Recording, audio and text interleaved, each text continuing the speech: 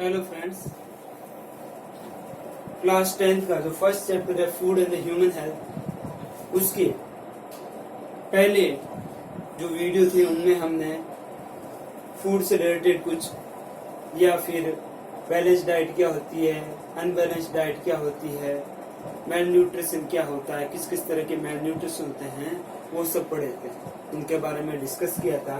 अब आज के वीडियो में हम डिस्कस करने वाले हैं properties of a drinking water.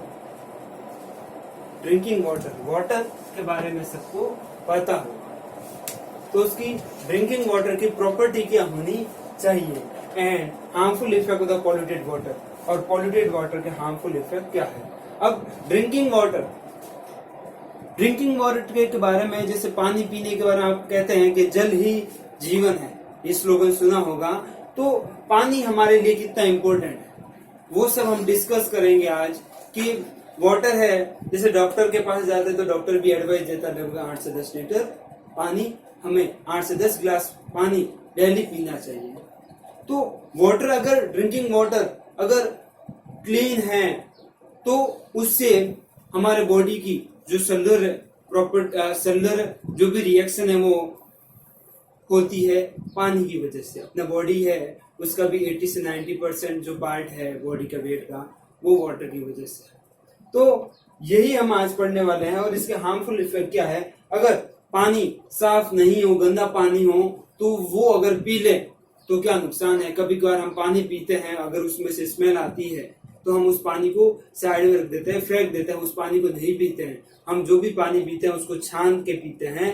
कभी अगर ऐसा लगे कि उस पानी में इम्प्योरिटी है या फिर कुछ स्मेल आ रही है तो आप उसको छानिए, उसको उबाल के ठंडा करके पीजिए, ताकि वो आपके लिए नुकसान नहीं करे। अब जब पानी पीते हैं तो पानी जो स्वेट है, पसीने के थ्रू पसीना निकलता है, उससे अपनी बॉडी की जो गंदगी है वो बाहर निकलती है। यूरिन है, यूरिन के साथ में भी बॉडी की जो इम्प्योरिटीज है वो सब बाहर निकलती है। तो पानी हमारे लिए बहुत ही इम्पोर्टेंट है। अगर हम पानी नहीं पिएंगे तो हम उसके बिना जिंदा नहीं रह सकते।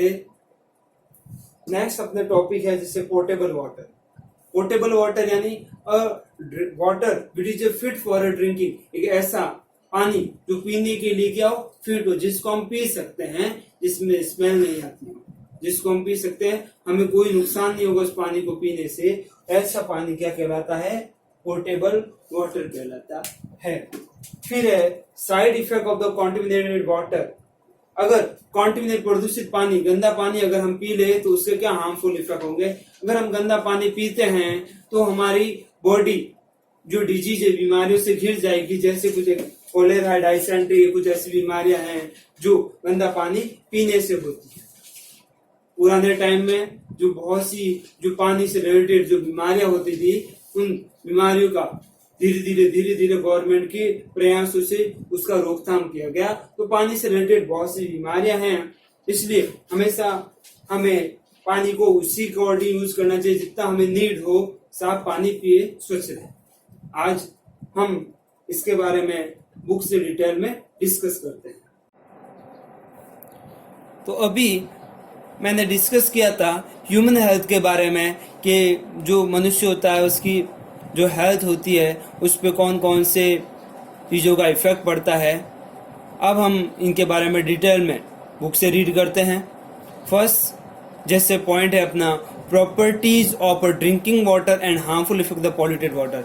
जैसे जो पानी पीते हैं वो किस तरीके से होना चाहिए कि कैसा पानी हम पिए, और अगर हम गंदा पानी पी लें तो क्या नुकसान होगा अपनी बॉडी के ऊपर।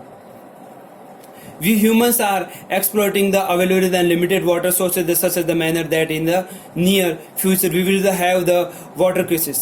हम पानी यूज करते हैं जितना हमें अवेलेबल है, और उस पानी को हम क्या करते हैं, जितने सोर्सेज से जो वाटर मिलता है हम उस वाटर को वेस्ट भी करते हैं। सही तरीके से अगर हमने इसका यूज नहीं किया तो वो दिन दूर नहीं जब वाटर क्राइसिस होगा, पानी की कमी होगी, हम उस कमी से जूझेंगे। Most of the usable water come from the rivers, lakes and the underground sources. While the using the water we are also polluting it. बहुत से सोर्सेज है पानी के, जैसे लेक है, रिवर है, समुद्र वगैरह, इन सभी से हमें पानी मिलता है और उस पानी का हम अलग अलग तरीके से यूज करते हैं। और हम उस पानी को पॉल्यूट भी कर रहे हैं। In this way we are hurting our life donor with the double-edged sword. It is used just to discuss about the usage of the water. If you say water is a life, then it is a word to the not aggregation. Water is used for the drinking, preparing food, bathing, washing utensil and the cloth, agriculture and industry. कि अगर हम बात करें जो पानी हमें मिल रहा है, जिन सोर्सेज से मिल रहा है, जो हमें दे रहे हैं, फिर भी हम उसको क्या कर रहे हैं, उसी सोर्सेज को क्या कर रहे हैं, खराब कर रहे हैं, कि अपने पांव पर कुल्हाड़ी मारना। एक तरह से वो बात हो गई। अगर हम कहें कि ये सुनते हुए आ रहे हैं कि पानी जीवन है, जल ही जीवन है, तो जल ही जीवन है, लेकिन हम उसके बारे में अभी भी क्या हुए, अवेयर नहीं हुए हैं, उस बात को समझ नहीं पाए हैं। पानी का हम जैसे नॉर्मली यूज करते हैं अपनी लाइफ में, पानी पीते भी हैं, या फिर कपड़े धोना होता है, या फिर सब्जी बनानी होती है, या फिर बर्तन धोने होते हैं, या फिर खेती है, या फिर अपने उद्योग धंधे हैं, अपने हर तरह के वर्क में हम पानी का यूज करते हैं। कभी आपने सोचा है, कभी आप पूरे दिन रहे हो बिना पानी पिए? 1 दिन 2 दिन रहे हो? क्या रह सकते हो आप लंबे समय तक बिना पानी पिए? Water is the only product found naturally on earth. ये एक ऐसा प्रोडक्ट है जो हमें नेचुरली अर्थ पे मिलता है, which exist in all 3 states of the matter: solid, liquid or the gases. The water which we get the contain many types of the particles and the microorganisms. Some of these are useful while the others are the harmful for us. कि पानी की अगर हम बात करें, वो हम अलग अलग सोर्सेज से मिलता है। तो पानी तीनों फॉर्म में होता है। हमने 3 फॉर्म पढ़ी थी 9th क्लास में: सॉलिड स्टेट, लिक्विड स्टेट और गैसीय स्टेट। सॉलिड में बात करें तो आइस जो बर्फ होता है वो सॉलिड में होता है, पानी जो लिक्विड फॉर्म में होता है, और जब हम उसको गर्म करते हैं तो वो वेपर स्टेट में आ जाता है। तो इसमें पानी के अंदर बहुत से पार्टिकल्स होते हैं, कुछ माइक्रो ऑर्गेनिज्म भी होते हैं, कुछ हमारे लिए हार्मफुल भी होते हैं और कुछ हमारे लिए बेनिफिशियल भी होते हैं।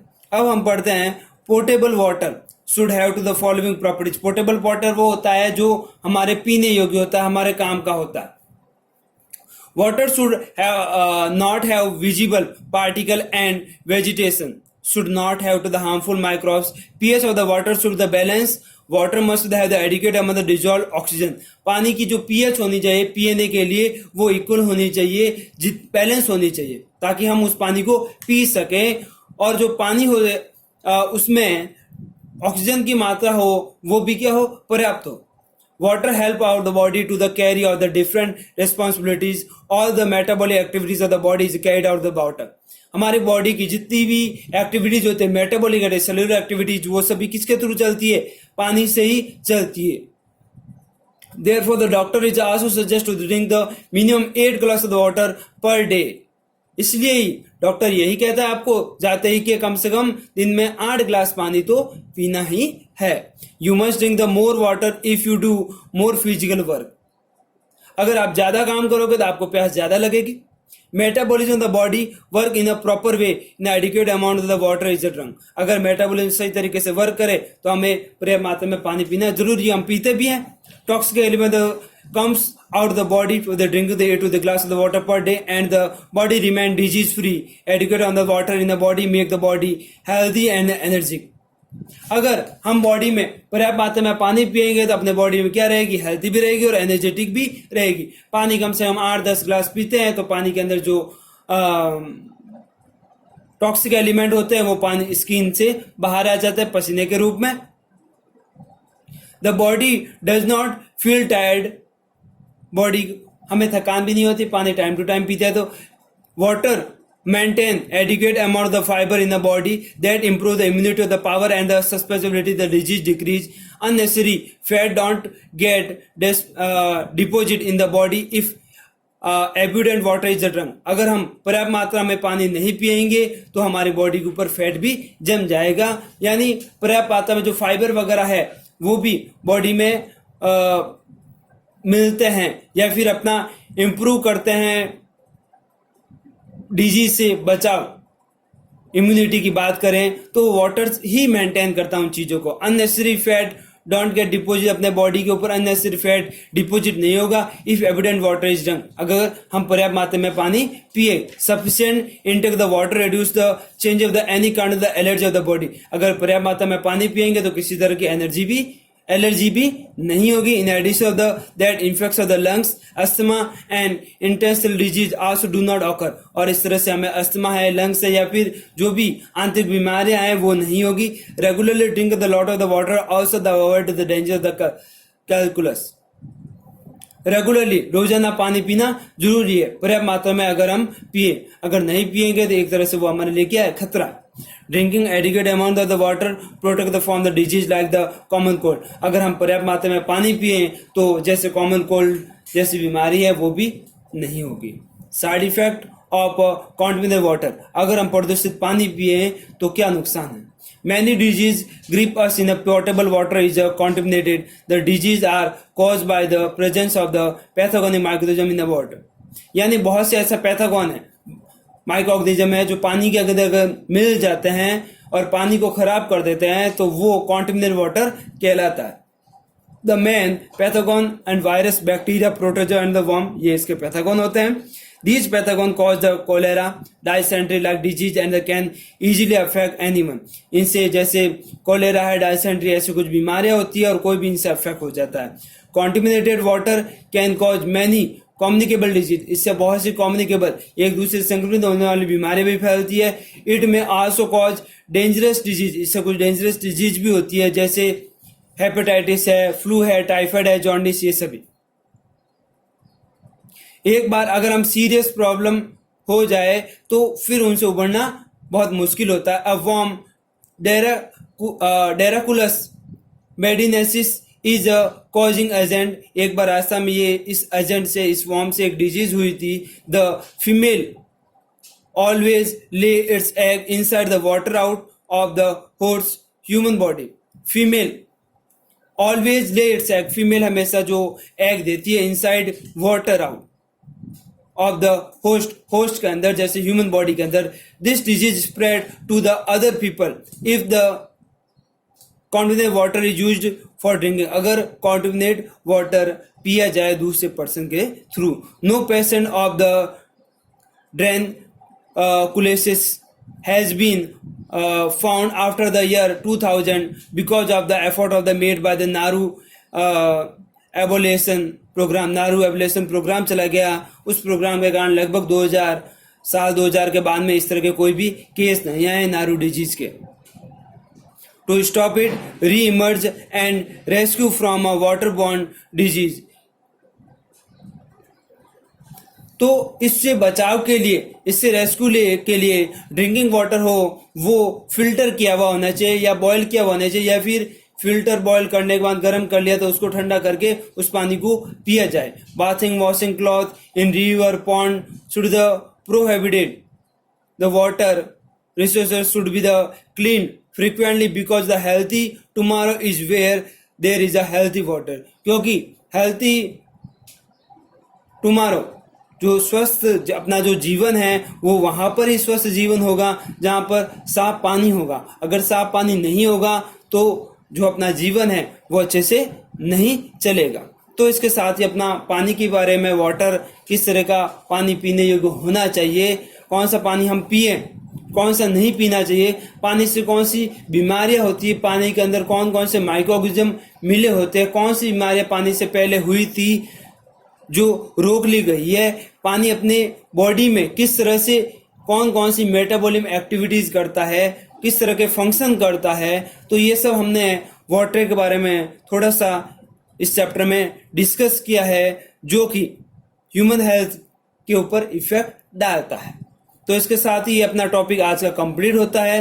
नेक्स्ट जो हम अपना वीडियो लेकर आएंगे उसमें हम जो अपना नेक्स्ट टॉपिक ओबेसिटी है उसके बारे में हम डिस्कस करेंगे।